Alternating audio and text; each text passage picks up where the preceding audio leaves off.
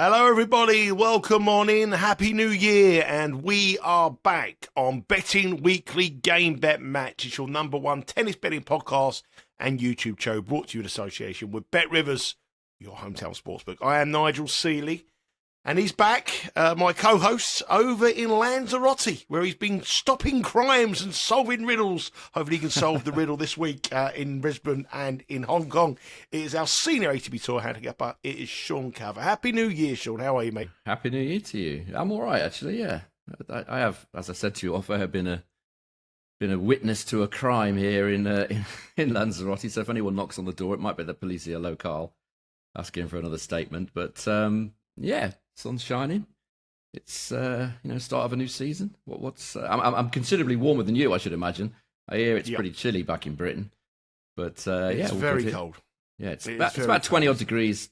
Yeah, 21 maybe at a push here, so it's good. Right. Well, I mean, I'm full of cold. I've got sneezes. I've got a bit of a cough. Got a bit of a headache. But you know what? I've missed you, Sean. I missed you. I missed you. Have I cheered you up?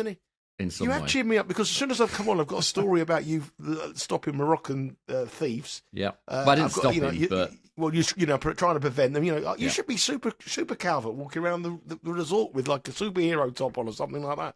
I'll be honest with you, the family weren't that impressed for some reason.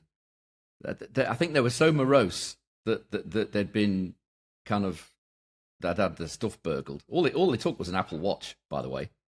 And I don't think, my knowledge of tech isn't that great, but from what I understand, Apple Watches, you can't use them without the phone that it's connected to, apparently. So, I don't know what this guy was thinking, actually, because he's got £100 excess on his insurance.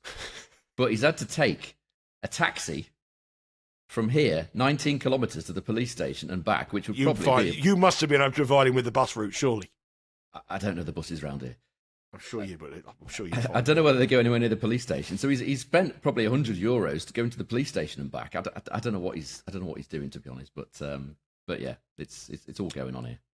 Well, anyway, we are back with Betting Weekly Game Bet Match for another year. Last year wasn't one of our best years, but this year I'm feeling very, very confident. We've changed a little bit the way we are structuring our bets, and we're going to keep a little bit of a betting system here where we're not going to be the standard one you and half of you each way. We're going to sort of change it up a little bit. Stronger picks would have a bit of a stronger pick. Some weeks there may not be a pick. And this week we have two tournaments we are going to discuss. One in Brisbane and one in Hong Kong as the tournament season gets underway. Hardly any rest time for the players, but they're back at it just after the new year. But before we go into this week, let's have a look at the season as a whole, Sean. I know you did an article for us on the Betting Weekly Insider with a player that you wanted to follow. But Bet Rivers have got some markets available on their website and on the app if you want to download the Bet Rivers app and take a look at those. Is there anything that they've got there that's caught your eye? Which markets are we talking about? The season ones? Yeah, just anything on the season or any player that you want to follow. He might not be in action this week. Anyone you think could break a breakthrough into the top 20 or 30, or someone you just might be a dangerous opponent when the big tournament's coming on. I just looked at this actually. Bet Rivers got that interesting market to be ranked top 20 in the ATP singles rankings as of the 23rd of November, so the end of the season. I think that's the one that interests me most. And Jakub Mensic's plus 140, which I think is quite strange considering he's number 18 at the moment. I know he's got points coming off in Miami when he won the Masters 1000 there, but he hasn't. He's got not that many other points because he had quite a lot of injuries, so he hasn't got that many more points to defend than that. And he's already 18th. He's only going to get better. I thought that was strange. And similarly, Lerner Tien. Both of those you can get plus 140 with Bet Rivers to finish in the top 20. Tien's 26 at the minute, I think, and he's a player that you talked about, wasn't it, in the newsletter, I think, about the players to watch. He was the one I was thinking of doing actually, but I ended up doing Budgie Okier instead. But an obvious player, plus 140, Lerner Tien. The problem with the season bets is if you get injuries, it is difficult. You're kind of hoping that they stay fit, particularly with Mensik. He's had a lot of injuries, but all things being equal, you would expect Mensik and Tien, the way they're going, to be inside the top 20 at the end of the season. That's where I find the value in the Bet Rivers seasonal markets. Just talking of Jakub Mensik, I bet him this morning at plus 130 to beat Casper Ruud in the United Cup tomorrow. I thought it was an absolute huge price. I know it's available at Bet Rivers. They met once before in the in the Australian Open, Mensik won. I think he won in 4 or 5 sets, but he started that match at even money. And I think in a quicker surface here, I think Mensik to beat Real. I expect a good year from Mensik. Obviously, last year wasn't great for him. Also, it's going to be very interesting in the race for the top American. It's a market that I will always mention on this channel. You know, you got Fritz, you got Taylor T10 now, you got the emergence Shelton. TFI I expected a good season from. Tommy Paul. I mean, there's some good players coming through there. I mean, that's an interesting market. Is anybody you think from the American perspective who's going to have a breakthrough year and could challenge at the top of the American rankings? Yeah, I mean, I think Shelton and Fritz are very short. Fritz in particular, 11-8, because I don't know if people know, but he's injured already. Yeah. You know, the season's only just started. He lost to Sebastian Baez yesterday. And after that, he talked at some length about a knee injury that he's got, which he's intimating he may need to take a break, as in take a few months off to fix it. So that's immediately a very short price. That would be a fade for me. Fritz at 11-8. He's got a lot of points to defend as well. The one that interests me is Tommy Paul at 7-1. Got very little to defend this season because he didn't really play after the summer due to injuries. He says he's fit now. I mean, we are guessing with these players' fitness, but Tommy Paul to me at 7-1 looks the standout there. As I said, very little points to defend in the second half of the season. Well, virtually nothing to defend in the second half of the season. Shelton also looks short to me at 11-8, considering he has injury issues with that left shoulder, the left arm, the serving arm. You know, that part of his body does come up under an awful lot of pressure, and you know, has broken down a lot during the US Open last year. And you know, you're kind of gambling on him staying fit as well. So yeah, Paul for me is the one there, 7-1. Tommy Paul is in action in this week over in Hong Kong. No, he's in Brisbane, actually, sorry. Yeah. And he's got a very interesting first-round match against Mpechi Perigard. So make sure you head across to the Better's website. Have a look at the app on that against someone who is the big servant in Mpechi Perigard. Now, let's move on to this week. It's all about this week. And the season starts in Brisbane. And there are a few key trends you need to find the winner over in Australia. What do you got for us, Sean? Yeah, so conditions-wise, it's only been played a couple of times since 2019, and the conditions were pretty quick. It's played on the same green set cushioned surface as the Australian Open with Dunlop AO balls. Roman Safilin last year said it's a fast, hard court, fast balls, so if you can serve well, it puts more pressure on your opponent. Statistics last couple of editions, 85.7% holds and 75.4% first serve points won. That's pretty quick. 50% of the matches feature a tie break. Set one over 10.5 games, 38%, which equates to odds of plus 163 about that particular wager. Underdog winners kind of average 33%, but the round one, as you could probably imagine, with it being the first match of the year, 37% of the underdogs have won there in the last couple of editions. And if you bet every underdog in the last 6 editions to a notional $10 stake, you'd be minus $18. Now, as far as the weather is concerned, looks fine. Doesn't look too hot, between 28 and 30 centigrade all week up until Saturday and Sunday. Next week actually looks absolutely shocking. I don't know about the week after this, because the Brisbane forecast looks terrible for next week. Rain every single day, and it might rain towards the end of this tournament week in Brisbane, but we'll think about that later in the week. It's going to be between 28 and 30. That's fine. As far as the trends, we've got them on screen here, I think, haven't we? 4 of the last 6 winners have been priced between 5-1 and 7-1. The number one seed's only won it in 5 of the last 13 editions. No qualifiers ever been past the quarterfinals in Brisbane so far, and the winners have generally tended to be attacking players who like the conditions. Lehechka, Dimitrov, Kyrgios, Raonic, Nishikori. It tends to be the guys that go for it rather than the steadier sort of players that win in Brisbane. Let's have a look at some of these previous winners. Lehechka won it last year. Dimitrov won it in 2024. Nishikori in 2019. Kyrgios in 2018. Dimitrov again in 2017. Raonic, Federer, Hewitt, Murray and Murray. So it has been won by some of the leading contenders, as Sean says there. The prices of these are usual favourites. And I suppose I mentioned yesterday to Tim Denis on the WTA show. Yeah, this is a time of year that the WTA form is exactly the same. The number one season, the favourites have done really well in the season opener. They've got to come out the traps early because we go bang into the Australian Open. So a fast start is essential for anyone who's got to have aspirations to do well at Melbourne in a couple of weeks' time. Yeah, it's crazy, isn't it, to have one of the four biggest tournaments of the year 2 weeks after the tournament starts. Yeah, the top players don't tend to play the Alcaraz, the Sinner, Djokovic in years gone by, Medvedev in years gone by. They've tended to just turn up at the Australian Open and play. But yeah, you've got to hit the ground running. If you win a Brisbane or an Adelaide or an Auckland or a Hong Kong, puts you in a great stead. The other interesting thing actually about this week is that it's the last chance for players to get into the top 32 seeding at the Australian Open. The cutoff is at the end of this tournament week, so week tomorrow. So there'll be players this week that are trying to get into that top 32, and I'm going to talk about them in a minute. So motivation is high for certain players because of that cutoff. Very interesting point, and one that we were going to come on to when we look at the tournament winner. Let's have a look at the draw, the all important draw in Brisbane. Now, we've already had the first withdrawal of the tournament. It's a bit of a disappointing one. João Fonseca, who I expected a big thing from this year, ended last year well. He's got a lower back injury. He's had to retire before a ball has been hit. So he was scheduled to play Medvedev in the quarterfinals if he went to the seedings, but the 19-year-old is out. So it's going to be Medvedev probably against Opelka if it goes to the form book in the first quarterfinal, the top half.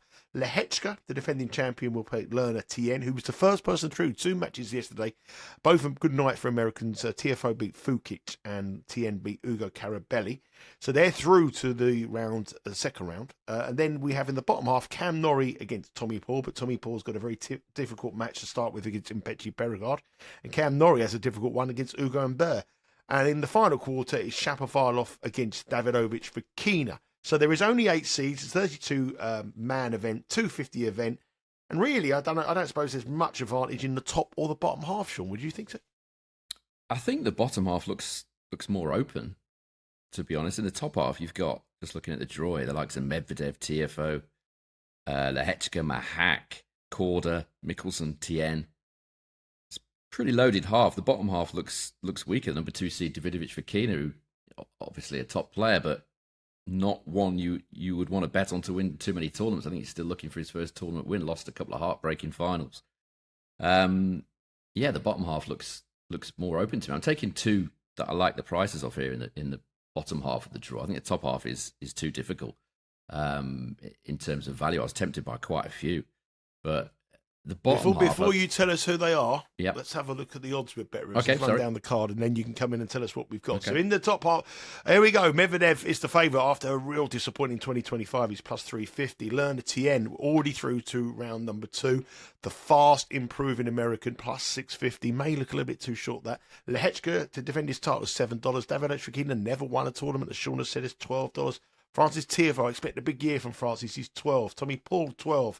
Tough start against Mpechi Perigard. Dimitrov, 2-time champion here, is 14. Sebastian Korda, can he bounce back? 14-1. Denis Shapovalov, 18. Mpechi Perigard, 20. Mahak is 20. Ugo Humbert, 20. And 25-1, we have Cam Norrie and Riley Opelka. If we are looking at those players that Sean has said there that are on the cusp of trying to get into the seeds, we're looking at Tiafoe, currently ranked 30. We're looking at Vachereau, currently 31. Mahak is 32.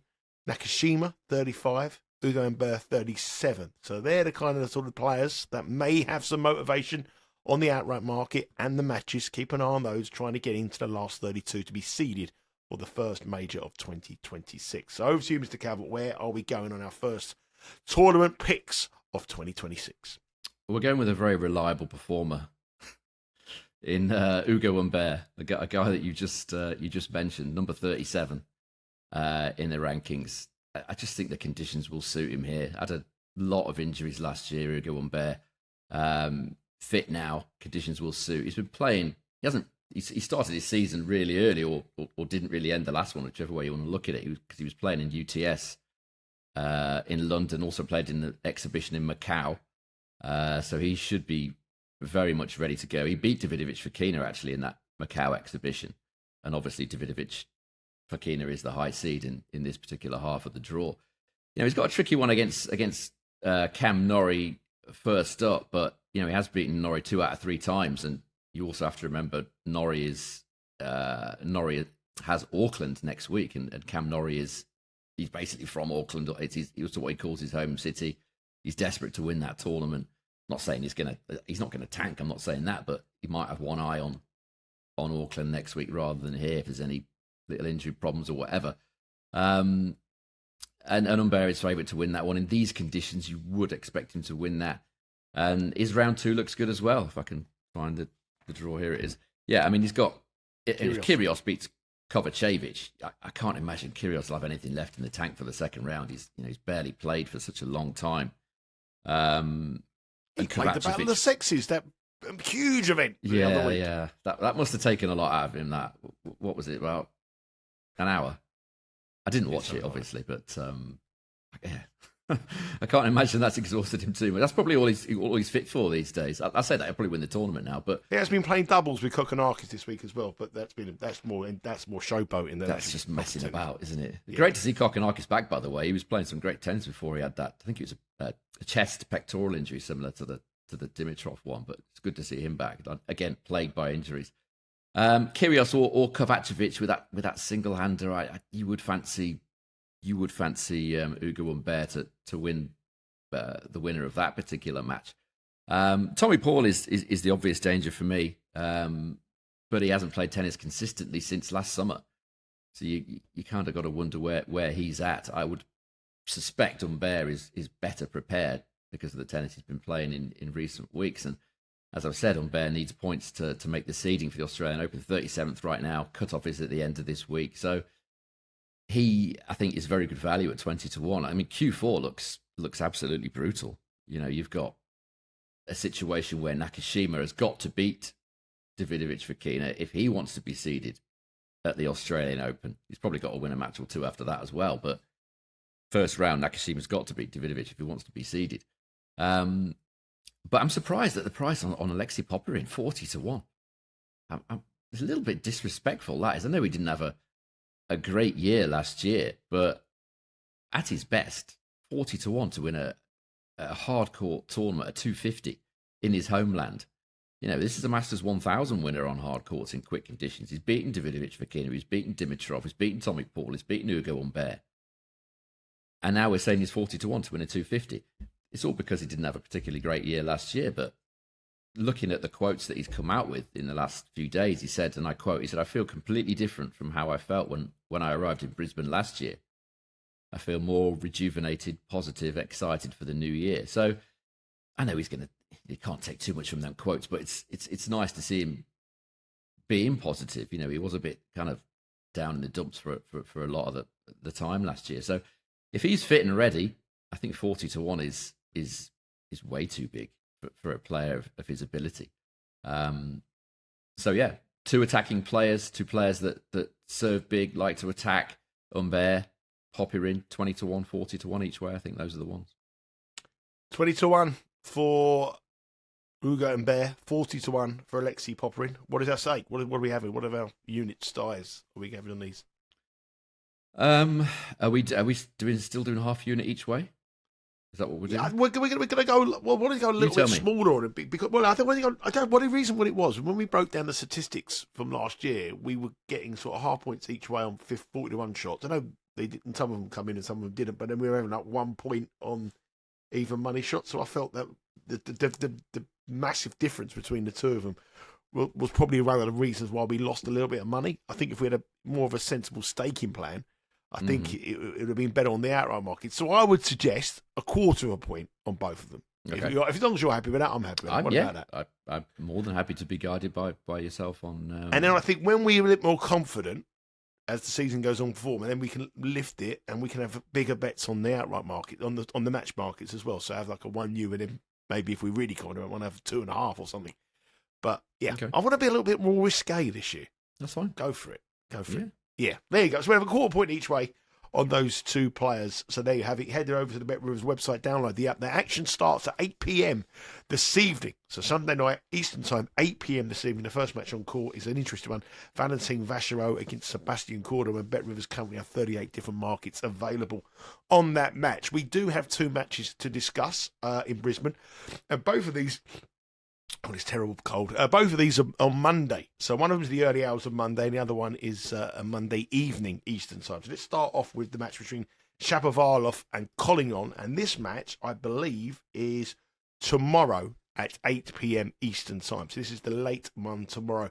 Now, Shapovalov is the favourite here with Bet Rivers, and he's quite a heavy favourite. He's minus 175. Collignon is plus 138. Spread 2.5. Total 22.5. Over 30-odd markets available on the app on this match. But look at it. Shapovalov's form at the end of last year was really bad. He got beaten round one in Paris. He got beaten in the quarterfinals in Basel by Fonseca. Lost to both matches against Fonseca. And he started off this year. I know it's in the World League, and he's got beat by Medvedev and Nigel, but that is losing both of them, and he hasn't played well. Collignon, on the other hand, did okay at the Davis Cup. He beat Mute. And then he went to Brisbane in qualifying, and he's come through two good matches without dropping a set, beating Shevchenko and Quinn. And he is the dog here at plus 138 with Bet Rivers. What do you like here, Sean? Yeah, I mean, Shapovalov minus 175. Not for me. I mean, Collignon's been playing the tennis of his life in recent months, and the way that Shapovalov plays, he's got to play a very clean match to win. Any match, the way that he plays, so attacking. And he's playing here a Collignon, the first time matchup. Collignon, very, very solid defender, and also has the power to attack as well. And Collignon's shown that his game does match up against the best. He's won 3 of the 4 matches he's played in his career against top 20 opponents. Alex de Minaur, Alejandro Davidovich Fokina, and Casper Ruud. Beaten all those 3. The only one he lost was to Felix Auger-Aliassime indoors in Brussels at a tournament that Felix ended up winning. And he only lost that 7-6, 6-4. So the game that he has, as I said, it does match up against the top players particularly well. He's never played Shapovalov, and he's actually only played one left-hander at what I would call main level. And that was the match you just mentioned, Corentin Moutet and Davis Cup, and he beat him a couple of months ago. Going back to his previous career, it's perhaps not that relevant, but he's got a 67% win rate at all levels against left-handers. So the point is, there's no obvious issue there for Collignon against left-handers. He's had 2 very good wins in qualifying in straight sets. He's carried on that form from the end of last season, and just not convinced about Shapovalov. He's not played Brisbane since 2018 when he lost in the opening round. And you mentioned about the World Tennis League. He had a neck injury when he lost to Nigel there. He was certainly struggling with injury at the back end of last season as well. In Paris, I watched him in Paris. He had a physical issues there as well. I think that was the back. But yeah, so you've got one player in Collignon who is attuned to these conditions. He is in form. He is confident. And you've got Shapovalov who can't be confident. We're not sure about his fitness. He's not used to these conditions, hasn't played in Brisbane, as I said, for many years. So I just think that looks a good price on Collignon. Plus 138, I think he's with Bet Rivers. I think that's decent value. So should we take a couple of points on him? Yeah, let's go. We're going in straight in. 2 points on Collignon. I love it. I love this new kind of attitude. We go straight in. Collignon. I would rather just say a little bit cautious. I'd go 1 point and build up a bank and then build it up. But if you want to go 2, I'm happy to go 2. No, that's absolutely fine, because I mean, at the start of the season, there is a bit of guesswork involved because the form is from. I was just wondering what the staking was going to be, but no. Yeah, well, I think the difference is the staking plan to the outright to the matches. If we're taking someone at plus 138 and risking 1 unit, we shouldn't probably risk 1 unit on a guy at 40. So if you're having a half a unit, it's fine. But when we get up to the season and we really like one, I think we should up our stakes where we've got a bit of money behind us. I think the bank management is a key kind of point. So let's stick with the 1 unit for now. Okay. And build the bank up, and then when we get to the Australian Open, we'll just go smash it out of the park. That's the plan. Okay. Let's move on to our second match. It's the number 1 seed in the tournament favourite, Daniil Medvedev. He's up against Marton Fucsovics, a man who's played 6 times and leads 5-1 in their head-to-head. Medvedev had a real poor season last year, but there was signs towards the end that he was coming back to his best. He's minus 360 to beat Fucsovics, who is plus 270 with Bet Rivers. Spread is 4.5, and total here is 21.5. The last time they met was in 2024 in Miami, which Medvedev won 6-4, 6-2.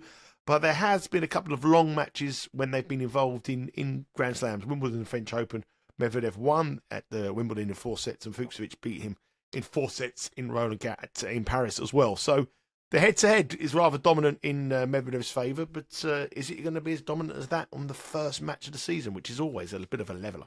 Yeah, I just worry about Medvedev in terms of him starting the season. I mean, he may well have to work hard here. He does tend to be a slow starter, does Medvedev, until he finds that rhythm. If you remember last year, he went 5 sets against, I'm sure you remember this very well, he went 5 sets against Kasidit Samrej. I remember it, Yeah.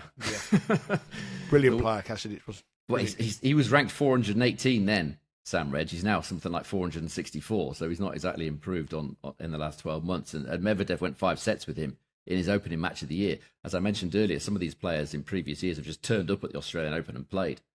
Medvedev being one. Went 5 sets, as I said, with Samrej. The year before, he dropped the opening set of his opening match of the year to Terence Atman, who then had to retire 2 sets later. So he did win that match, Medvedev, but only by retirement and had to come from a set down. So in recent times, his opening match of the season has been more of a struggle. And he is that sort of player, Medvedev. It takes him a little bit of time. He's a slow burner. It takes him a while to get into his rhythm. And as far as the head-to-head is concerned, Fucsovics has taken at least a set in 3 of those 6 meetings. And if you look at the statistics, last 12 months on outdoor hard, Medvedev, 63% win rate and a service points won and return points won, total of 107, which is obviously very good. Fucsovics is very good as well, 60% win rate, very similar, and a total of 104. So Fucsovics is he's very much thereabouts in terms of the stats on this surface at main level over the last season. What would put me off Fucsovics on the money line is he doesn't win very often against top 20 players. Only got a 24% win rate in his career against top 20 players. So that would equate to odds of plus 317. And here Fucsovics is plus 270 on the money line. So that doesn't strike me as particularly great value. But I feel like he's going to make it competitive, mainly because it is Medvedev's first match of the year. So I think it's just a lean this one. But I think if you're going to bet in this, there's a couple of options. Over 22.5 games or over 21.5 as the line is there. Looks pretty decent. Or Medvedev to win it for a chunkier price. Medvedev to win it 2-1 is a plus 260 chance. Bet Rivers. I feel like Fucsovics has got a set in him. I wouldn't bet that as an outright at minus money, but you feel like Medvedev will win it in the end. So plus 260 about him winning by 2 sets to 1 is a decent choice there.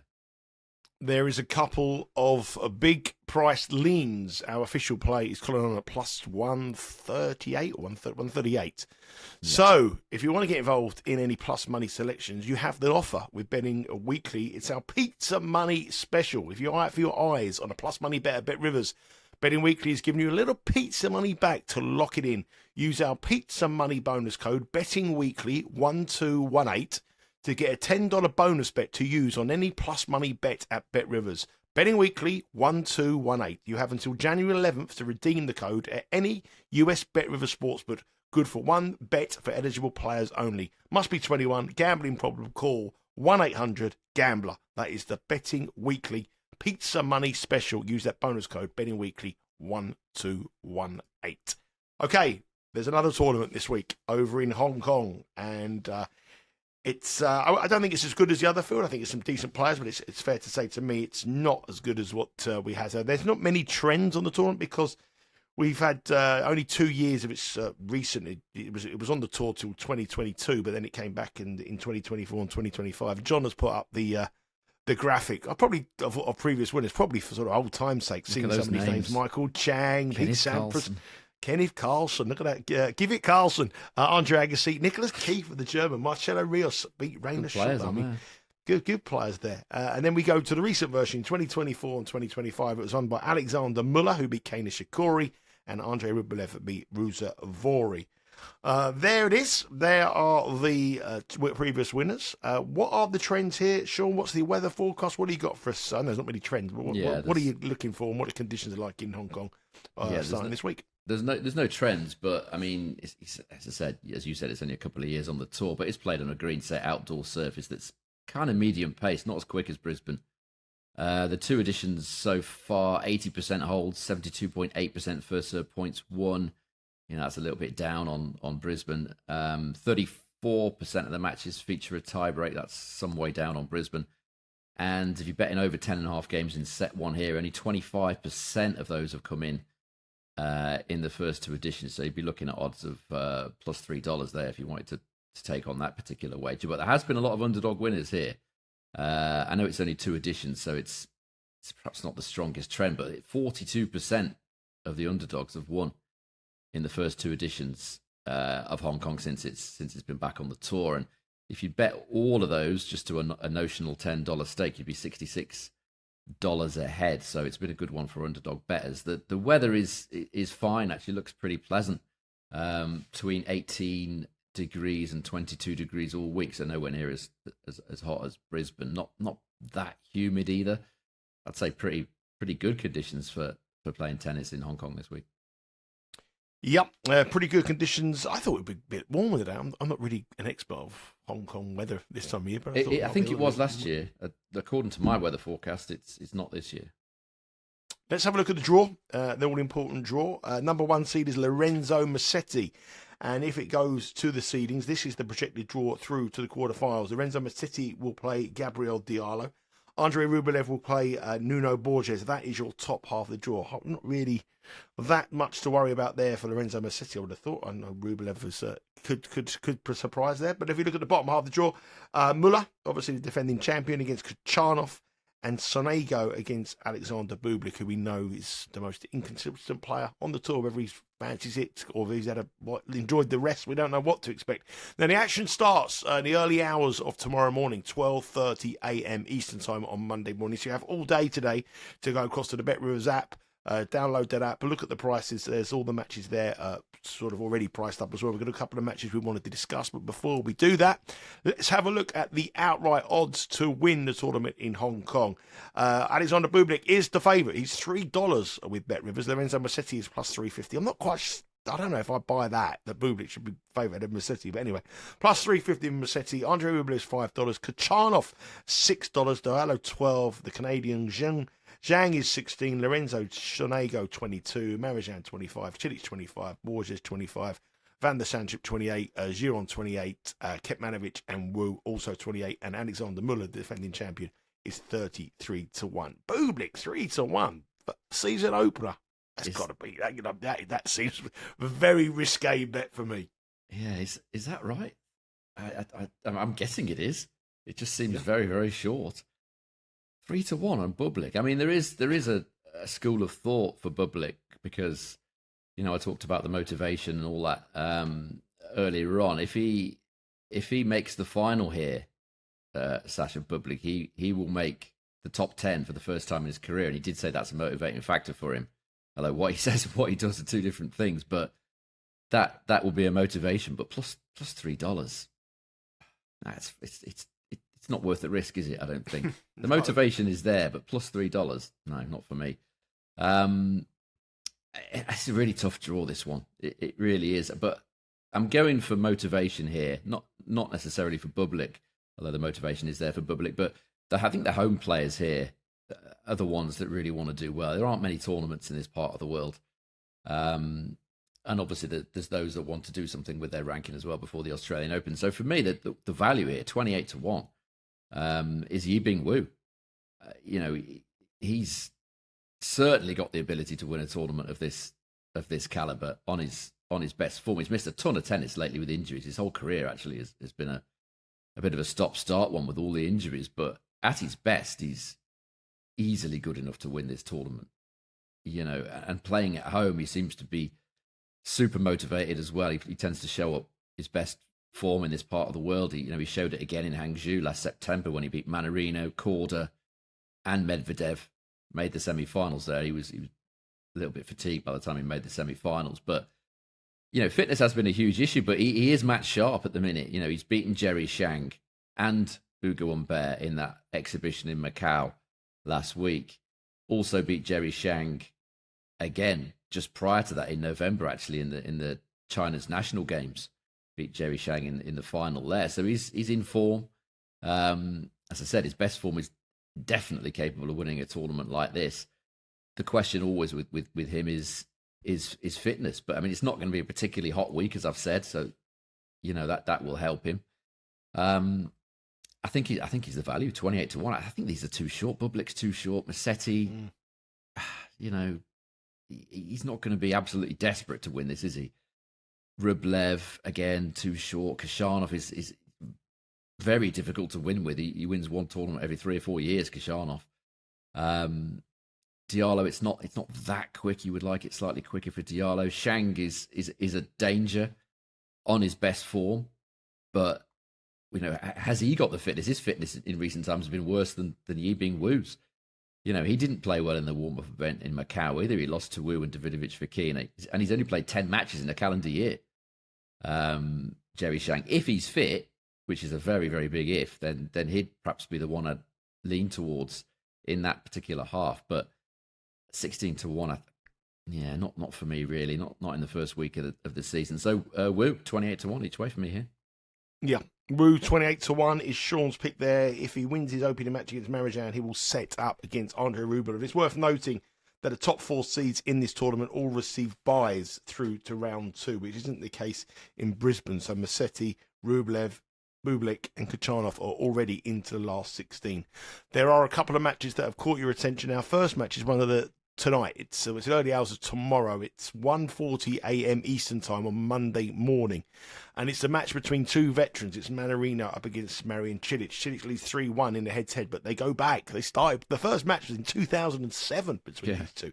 Incredible scenes. Adrian Mannarino had a terrible year last year at the beginning, and then he came back to some form. He thought he was playing best tennis of the year. Then at the end of the year, he was awful again, and he started off the season. I know he's only in some sort of exhibition matches, but he's not playing well, Mannarino, whatsoever. Cilic, on the other hand, is just getting through qualification, doing okay. But it's fair to say that these two players have definitely passed their best, but motivation's got to be a factor for these two. Which one's going to be most motivated to do well? It is Cilic who has been the favourite, and it's Cilic who's been very popular with the Bet Rivers bettors since these odds came out. What do you think of this one? Yeah, I don't really get this price on Marin Cilic. Minus 143. It looks a terrible price, certainly on statistics over the last year. A couple of 37-year-olds here, so we are gambling a little bit on fitness and stamina or whatever, but Mannarino certainly shown in the latter half of last season that he certainly got the game again. It looked like he was heading towards retirement, but he came back. Last 12 months on outdoor hard, Marin Cilic, 33% win rate and a service points won and return points won total of 95. Mannarino, bearing in mind he barely won any matches in the first half of the season, 50% win rate and a service points won and return points won total of 101. So if you were just going on those stats, he would have these prices very much the other way around. Mannarino, as you said, he's kept himself busy in the off season, not with a great deal of success, but I'm not that bothered about that. He played pretty well in the UTS in London. He also played well actually in an interclubs tournament in France. So he's not been playing too bad. I mean, some of these exhibitions are, you take them with a pinch of salt, but he has been keeping himself busy, which is the most important thing for me. Well, Cilic, as far as I know, hasn't played since early November, and lost 9 of his last 12 main level and Davis Cup matches of last season. So he wasn't in form at the end of last season, Cilic. Mannarino, you could argue, was. And obviously Cilic has been plagued by injury in recent times, not been what you would call properly fit for several years, really. He's been in and out, but never really able to get his full fitness back. I mean, the head-to-head is, as you said, it's quite amusing. They first played in 2007, almost 20 years ago. So not really relevant. If you are interested in that, Mannarino did actually win the only match these guys contested on this surface, outdoor hard. So, all recent form suggests Cilic is a really bad price at minus 143. I can't really understand that at all. Unless it's on their head-to-head, but that is very old, and 2 of those were on grass, where obviously Cilic is at his best. So I'm happy to take Cilic on here. Mannarino plus 116. I think I'll take a bit of that. Yep, taking Cilic up with Mannarino plus 116, and that is in the early hours of Monday morning, 1:30, 1:40 Eastern time. So make sure you get on your bets now with Bet Rivers and download that app. And remember, it also applies for the Pizza Money Plus Money bonus as well with Bet Rivers. So make sure you get involved in that one if you want to take. You agree with Sean on Mannarino. Our final match of round number 1 we're going to look at over in Hong Kong involves the defending champion, Alexandre Muller. He's up against Miomir Kecmanovic. Muller is plus 135 here. Really, I don't understand why he's plus 135 against a player that I can never read. And also, Muller leads a head-to-head record of 2-1. They met both times, twice last year. Kecmanovic won in Stockholm, 6-4, 6-1. And in Toronto, Muller won 2-6, 6-3, 7-5. He also won in his tournament last year in a real epic match, 5-7, 7-6, 7-6 in the round of 16, which he won 12-10 in a final tiebreak. So games look on the agenda, on the menu here. Lots of points to defend for Muller, so definitely some motivation here. And if you want to bet on the total, it's 22.5 with over minus 108. What are you liking here, Sean? Yeah, I think this price has moved, actually. Muller was plus 114 in the early flurries, so he's gone out quite a bit to plus 135 here. That looks decent. He looked all right value before. Now it looks more appealing. As you said, Muller is the defending champion, and Muller drop out of the top 50 if he loses this match. So obvious motivation for him coming back to a tournament where he won in quite spectacular and unusual circumstances. I'm pretty sure it was the first time anyone's won a title at ATP level, having lost the first set in every single match. I believe that's a fact. That takes some doing that, doesn't it? Cool. Yeah, and it was hot last year. Yeah. And he lost the first set in every single match, came back to win, including the one he played against Kecmanovic. So, I mean, they're head-to-head on outdoor hard. The two matches they've played on outdoor hard suggest that it's dead even. Muller, service points won and return points won, total of 100.1. Kecmanovic, 99.9, so it's basically dead level. I'm not too concerned about the match they played on indoor hard, because that was played, just looking at it now, October, at the end of last year. Muller had a lot of injury problems at the back end of last year. So I'm not concerned about that at all, really. The outdoor hard one suggests that it's very, very even. They're looking at their respective records at this tournament. Muller, perfect record, 5-0. Service points won and return points won, total of 104. Kecmanovic played here a couple of times, won 2, lost 2. His total is 103. And as I said, Muller beat Kecmanovic here on his way to winning this title last year. Once again, he did it the hard way. So you've got two players here, one in Muller that will absolutely leave everything out on the court, everything, and that durability allowed him to win this title last year. And the other one is Kecmanovic, who, as you know, Nigel, he's not the most reliable of sorts. I know who I would want fighting for my life if it was out of these two. It wouldn't be Kecmanovic, and it's borne out in the results. Kecmanovic has lost 13 of his last 17 main level best of 3 set matches that have gone to a decider. So if it goes 3, you can pretty much forget it as far as Kecmanovic is concerned. Given how closely matched their career series is, and Kecmanovic's awful record in deciding sets, there's a school of thought to suggest that the 2-1 correct score to Muller here is pretty decent. It was plus 360. It's probably bigger than that now, given this odds movement. But now that it's moved out to plus 135, I think we'll just take Muller on the money line here. Yeah, plus 135 Muller. I'm just looking now on the Bet Rivers app to find out what type price plus 280 for Muller to win 2 sets to 0 and 2-1. Sorry, it's plus 370. I read you 2-0. Right, so 370 for 2-1, plus 280 for 2-0. But we're just going with the defending champion Muller at a very nice price. He has got the better of the head-to-head. He's defending champion, and he's got something to fight for, and he's plus 135. So that is our second official play of the first Betting Weekly game bet match of the week. So we've got Muller at plus 135 going for us in Hong Kong, and Collignon at a similar price. Was he plus 138 or plus 138? I think, yeah. Yeah, plus 138 going for us in Brisbane. And if you are interested, you should be interested, Alexandre Muller and Kecmanovic is tomorrow at 10 p.m. So you have plenty of time to get your wagers on that Muller-Kecmanovic match. You also have plenty of time to watch Betting Weekly WTA. That is out now, previewing the 2 women's tournaments that start this week over in Brisbane and Auckland. Myself and Tim Denis, a new face on the tennis show, broke down the women's draw as well. And also, we have 5 days a week now of tennis content. So every Saturday, WTA every Sunday. Myself and Sean looking at the outright markets on the game bet match.